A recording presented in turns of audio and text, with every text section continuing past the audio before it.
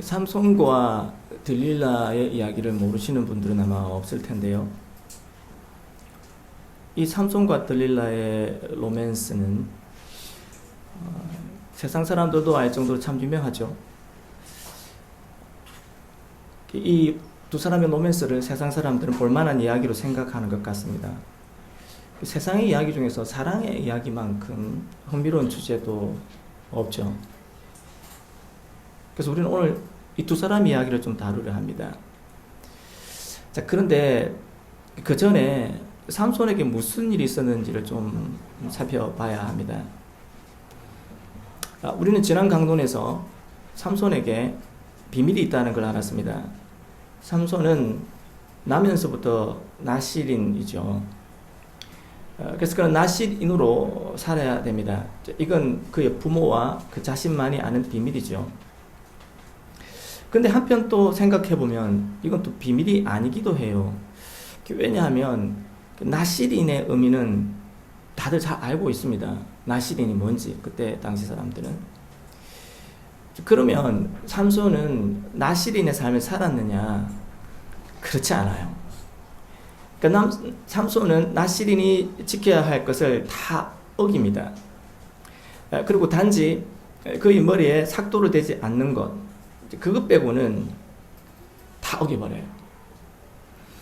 머리를 자르지 않는다는 건 굳이 나실인이 아니어도 할 수 있는 거죠. 그건 평범한 거예요. 그것만이 그를 나실인으로 만들지는 않습니다. 그러나 삼손은 그렇게 생각했어요. 삼손은. 그래서 사실 이것은 삼손만의 비밀이지 모든 사람에게 비밀은 아니에요. 그러니까 성경은 이런 삼손의 모습을 굉장히 해학적으로 그리고 있는 거죠. 나실인이지만 사실은 나실인으로 살지 않는다는 것입니다. 그리고 그가 믿고 있는 건 그냥 삭도로 되지 않는 건데 그런다고 나실인으로 사는 건 아니에요. 그건 삼손만의 비밀이고 자신의 믿음이지 성경이 말씀하는 것과는 거리가 너무 멉니다. 삼손은 나실인이라기보다는 단지 자기 눈에 좋은 대로 거의 감각적인 아주 원초적이고 말초적인 그런 삶을 살아요. 생각 없이 되는 대로 막 사는 게 그의 삶이에요. 그가 한날 느닷없이 부모님에게 저 블레셋 여인과 결혼하겠습니다. 그래버립니다. 그러니까 부모님들 입장에서는 이게 참 걱정스러운 일이죠. 아니 왜 하고만 여자를 두고 이 이스라엘 안에도 많은데 굳이 그 이방 여자를 데리고 살려 하냐. 근데 이 삼손이 듣지 않습니다. 그리고는 블레셋에 가서는 자기 눈에 든 여자와 결혼을 해요. 그런데 이 결혼이 정말 끔찍하게 끝나버리죠. 삼손이 결혼 잔치에 이제 그래서 술을 먹고 뭐 거하게 취했겠죠. 그러니까 수수께끼를 냅니다. 그걸 풀면 내가 배우 30벌과 겉옷 30벌을 너에게 주겠다. 그렇게 약속을 해요. 이 수수께끼가 뭐냐면 먹는 자에게서 먹는 것이 나오고 강한 자에게서 단 것이 나왔다는 겁니다. 이걸 풀라는 건데 이게 뭐냐면 이 수수께끼가 뭐냐면 이건 삼손의 지극히 개인적인 경험에서 나온 비밀입니다. 누구도 풀지 못해요. 이게 뭐냐면 삼손이 어느 날 길을 가다가 사자를 만났는데 그걸 찢어 죽여버립니다. 그리고는 다시 그 길을 지나가는데 죽어 있는 사자에게 벌들이 집어짓고 있고 그게 막 꿀이 있으니까 그걸 손으로 이렇게 퍼서 먹고는 또 들고 부모님한테 주죠. 근데 그걸 누가 알겠습니까? 그거를 풀 수가 없죠. 그러니까 블레셋 사람들이 이 삼손의 아내를 겁박합니다. 야, 그거 네 남편 통해서 알게 해. 안 그러면 네 집과 네 아버지 집 너와 다 부르 살라버릴 거야. 이게 실제로 이 사람들이 그렇게 할 사람들입니다. 그러니까 이 삼손의 아내가 삼손에게 강요하죠. 그걸 알게 해달라고. 7일간의 혼인잔치 내내 삼손을 조릅니다. 그러니까 삼손이 결국에 그 비밀을 알려주죠. 그리고 삼손이 블레셋 사람들이 자기 아내를 통해 자기 아내를 협박해서 그 비밀을 알아낸 사실을 알고 화가 나서 아스글론에 내려가서 사람을 30명을 쳐 죽여버립니다. 그리고는 그 옷을 벗겨서 주고는 자기 집으로 떠나버려요. 참 대단한 성정이죠. 근데 삼손이 이런 특이한 힘들을 발휘할 때마다 성경은 항상 뭘 이야기하냐면 여호와의 영이 그에게 임했다. 여러분, 삼손은 하나님이 주신 힘을 뭐에 쓰냐면 오로지 자기를 위해서 써요. 그것도 아주 즉흥적으로, 감각적이고 말초적으로. 그러니까 이성 없는 진성 같아요. 그래서 여러분, 우리가 성령의 역사가 일어날 때 삼손과 같은 일이 벌어질 수 있습니다. 충분히 그런 일을 해낼 수 있어요. 성령의 역사는 어떤 대단한 일을 하게 할 수 있어요. 그러니까 성령께서 저와 여러분에게 남들이 가지지 못하는 능력을 주실 수 있습니다. 우리 모두는 각자의 능력이 다 다른데요. 그건 하나님께서 우리에게 주신 것들이죠. 그래서 성령이 그런 것들을 통해서 뭐 세상 사람들이 놀랄만한 그런 일들을 해낼 수 있습니다. 그런데 그렇다고 내 삶과 인격이 변화되는 건 아니에요. 그러니까 삼손의 이야기에서 우리가 계속 봐야 할 지점이 그거죠. 성경은 이 점을 계속 우리에게 경고해요. 그리고 이 경고는 예수께서도 하셨습니다. 주여, 제가 주의 이름으로 귀신을 쫓아내며 주의 이름으로 이적을 행하지 아니했습니까? 그때 예수께서 그들에게 뭐라고 말씀하시냐면 내가 너희들을 모른다 그렇게 말씀하셨습니다. 내가 너희를. 그 말세에 예수께서 이 세상에 오셔서 그런 사람들을 보게 될 거라는 것이죠. 예수님 앞에서 그 말을 듣는 사람들이 있을 거라는 것입니다. 실제로. 우리 주의해야 됩니다. 그런 점에서. 삼손이 이제 그렇게 일을 벌려놓고는 이거 장인의 집을 찾아가요. 염소새끼 한 마리 들고. 이게 삼손이 염소새끼 한 마리를 들고 장인에 갔다는 건 무슨 의미냐면 이거 화해의 제스처입니다. 그 당시에 뭐 좀 다툼이 있고 뭐 그랬으면 염소새끼 한 마리 들고 가면 네가 화해를 하려는 뜻이겠구나 이렇게 생각해요. 근데 가보니까 그의 아내가 다른 사람에게 이미 시집을 가버린 겁니다. 그 장인이 다른 사람을 줘버렸어요. 이게 왜 그런가 하면 이 블레셋 사람의 입장에서는요, 결혼을 했는데 이 남편이 이 여자에 대해서 화를 내고 떠나버리면 그게 곧 뭐가 되느냐? 그게 이혼이 돼요. 그러니까 이게 유대인으로서의 삼손과 블레셋 사람들의 이 차이가 엄청나게 큰 거예요, 이게. 그러니까 삼손은 내 아내 달라 했는데 자기 아내는 이미 다른 여자한테 시집을 간 거죠. 그럼 간음이 되는 것입니다, 유대인 입장에서는. 받아들이지 못해요, 삼손은 그거를. 그래서 야, 너 동생과 결혼해. 동생이 있으니까. 장인의 입장에서는 또 불가능하고. 삼손이 화가 나가지고는 블레셋 사람들의 밭을 다 태워버립니다. 이 일로 해서 어떤 일이 벌어지느냐. 그 장인과 전차가 불에 다 죽어요. 사람들이 이 삼손으로 인해서 화가 나가지고. 그래서 또 삼손이 또 이 블레셋 사람들 또 크게 쳐 죽입니다. 그 사실을 알고. 그리고는 에단 바위 틈에 숨어버리죠. 여러분, 삼손의 이런 행적을 한번 생각해 보십시오. 왜 이 사람이 이렇게 좌충우돌할까요? 왜 낯선 일과 거리가 너무 먼 삶을 살까요? 하나님으로부터 굉장한 힘을 받았거든요. 근데 그게 아무 소용이 없어요. 그러니까 삼손의 모습은 정말 구원자의 모습이라고 할 수 있느냐? 어떻습니까? 그리고 이 이후에도 그 놀라운 힘을 발휘해요. 하나님의 영이 임하자 이번에는 나귀 턱뼈로 1000명을 죽여버립니다. 그래서 성문짝과 기둥을 들고는 산꼭대기 갖다 놓기도 하고 별걸 다 하죠. 그런데 대체 이 모든 게 무슨 의미가 있는가?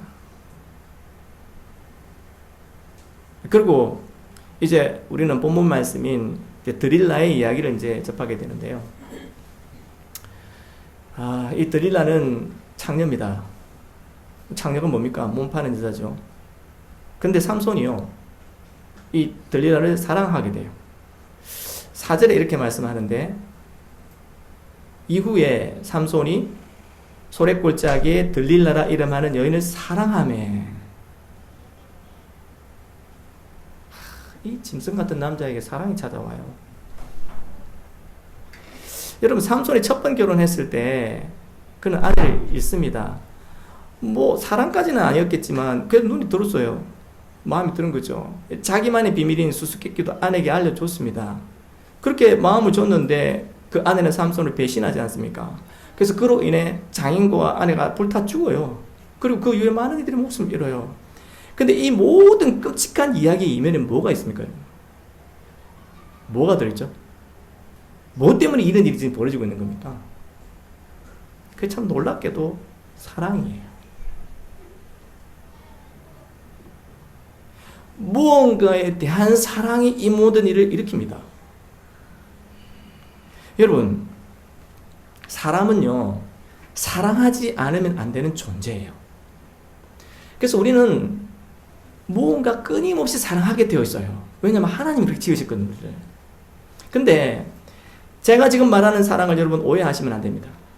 저는 지금 고상하고 아름다운 사랑을 말하는 게 아니에요.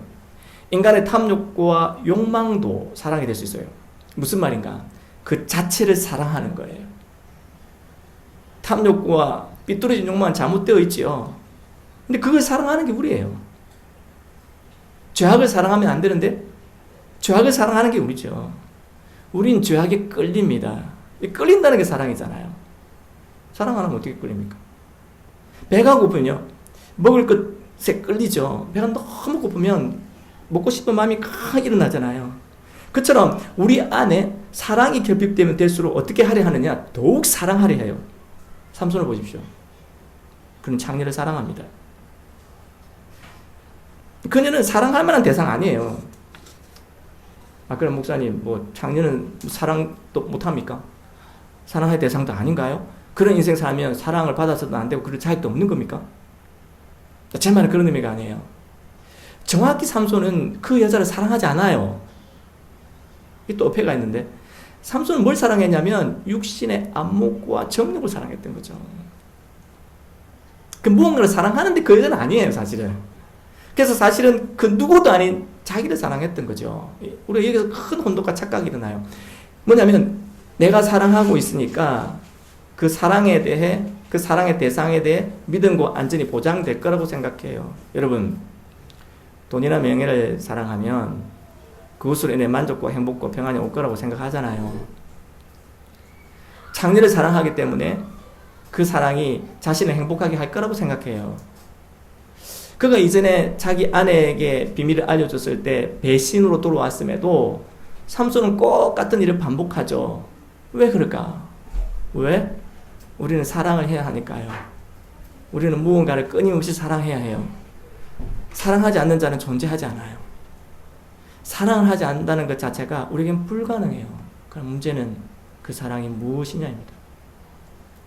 삼손은 들리다를 사랑한다고 생각했습니다. 그럼 그녀는 어땠을까요? 삼손을 사랑했을까요? 겉으로 보기에는 그랬을 겁니다. 근데 장녀에게 남녀의 사랑이란 현실과 동떨어진 싸구려예요. 그게 정말 사랑이라면 자기 몸을 돈을 왜 팔겠습니까? 여러분, 블레셋 사람들이 삼손이 가진 힘의 비밀을 알게 해주면 야, 네게 은천개를 주겠다고 약속해요. 그녀가 사랑한 건 돈이었습니다. 여러분, 사랑의 힘은요, 그 무엇보다 강력해요. 그래서 죽고 살고 하는 문제가 돼요. 이건 돈 때문에요. 돈을 사랑해서 돈 때문에 죽고 살잖아요. 안 그렇습니까? 돈 때문에 모든 걸 버리는 사람들 많아요. 그게 사랑이에요. 그러니까 들릴라에게는 삼손이 죽어도 상관없어요. 왜? 그녀가 사랑하는 건 돈인데. 그래서 삼손의 이야기에 가장 밑바닥에 뭐가 흘러가냐면 사랑이 흘러가고 있는데 그냥 사랑이 없어요. 삼손은요, 사랑 때문에 결국 자신의 비밀을 들릴라에게 알려줍니다. 삼손이 한 번도 마음이 번뇌한 적이 없어요. 이 사람. 성경 보십시오. 즉흥적이고 아주 동물적인 삶을 사는데, 근데 이 들릴라가 재촉하고 조르니까 그의 마음을 성경은 이렇게 표현해요. 16절을 보시면 삼손의 마음이 번뇌하여 죽을 지경이라. 야, 얼마나 사랑했으면 이렇게 될까요? 진짜? 야, 알려달라고 막 이러니까 번뇌해서 죽을 지경이 될 정도로 사랑한 거예요. 여러분, 사랑은요, 이렇게 어이없는 일이 벌어지게 해요. 그게 사랑의 진 힘이에요. 그렇지 않습니까? 근데 여러분, 제가 지금까지 이 사랑에 대해서 사랑 타령을 쭉 했는데, 이제 여기서 우리가 생각해 봐야 돼요. 삼손은 하나님에 대해 이런 마음을 지닌 적이 있습니까? 여러분, 하나님은 그에게 비밀을 알려주셨습니다.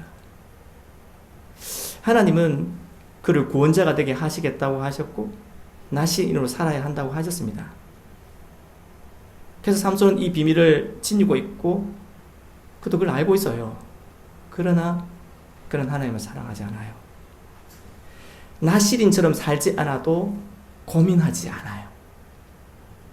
하나님이 하지 말라는 것 온갖 짓을 다 하고도 마음이 번뇌하고 죽을 지경이 된 적이 없어요. 하나님은 그를 사랑했지만 그는 하나님을 사랑하지 않아요. 그의 눈은 항상 다른 곳을 향해 있습니다. 그래서 하나님은 그에게 배신당했고 하나님의 진심이 담긴 비밀은 무시당합니다. 그가 겪어야 했던 배신과 무시는 사실 하나님이 겪어야 했던 것이죠. 여러분, 우리는 입다 이야기에서 입다가 처한 상황이 하나님과 같다는 걸 봤습니다. 성경은 하나님의 마음을 우리에게 알려줍니다. 우리가 봐야 될 것은 삼손의 이야기가 아니라 사실은 하나님의 이야기예요. 진심을 드러내어도 왜 무시당할까요?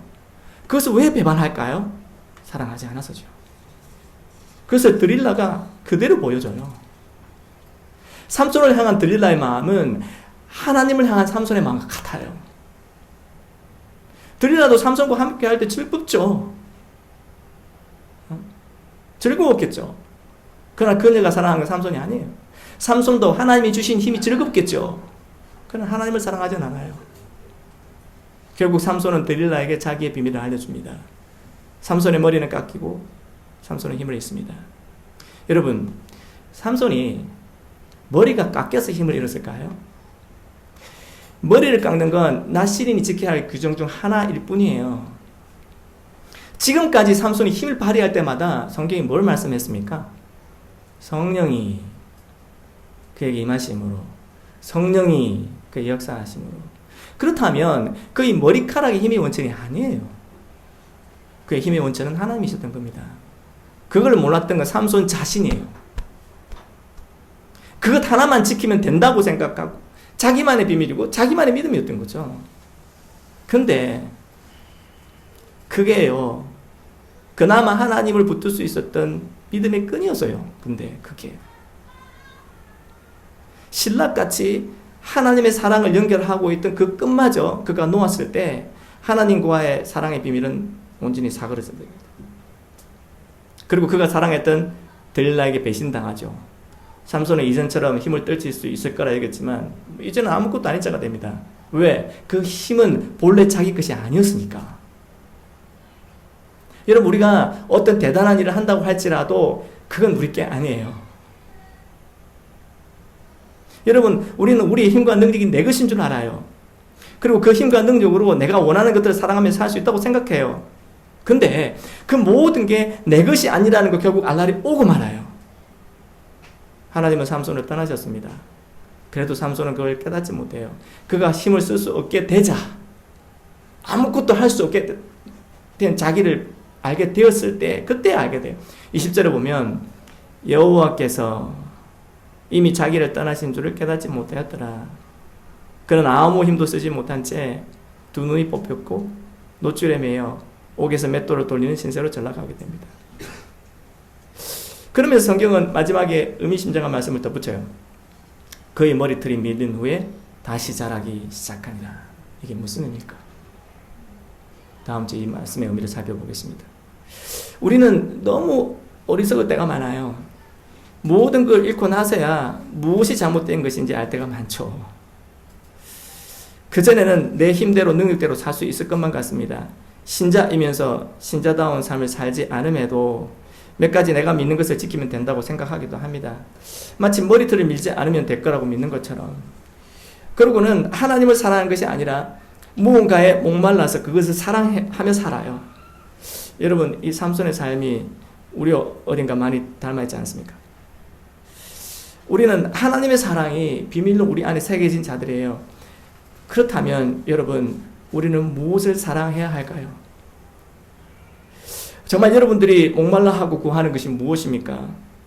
그게 무엇이든지 그게 곧 여러분이 사랑하는 것입니다.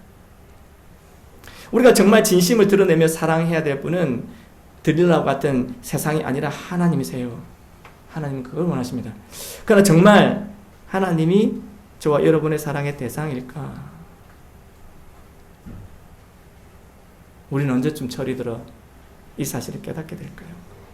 힘이 떨어져서 그 모든 게 내게서 다 사그라질 그때일까요? 최후의 순간에 그렇게라도 된다면 저는 다행이라고 생각합니다.